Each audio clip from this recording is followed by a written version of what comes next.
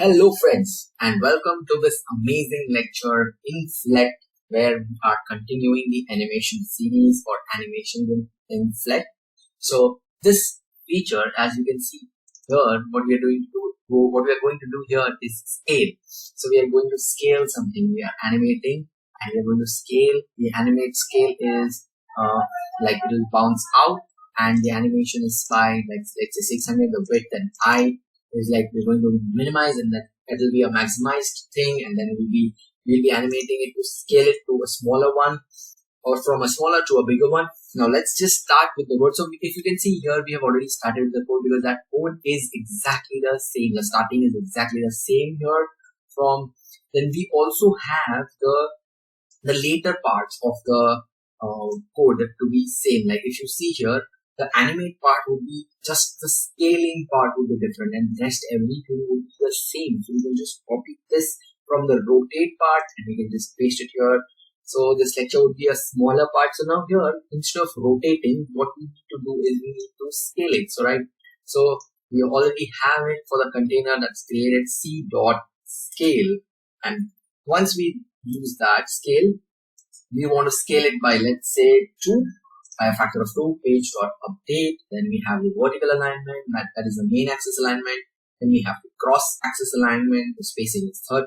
Then we add the container to the page.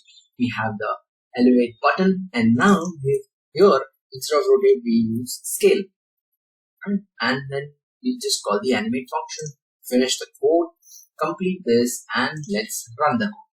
So when we run the code, we have the application window popped up. Now if we scale it and check that the animate is c.scale, we have it plus.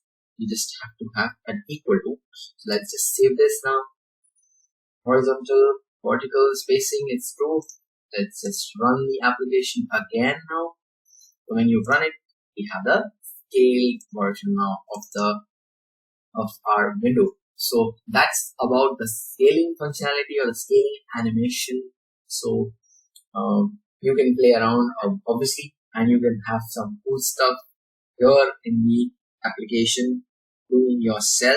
Like you can have multiple images of the or you can have multiple containers, and then you can play around with them.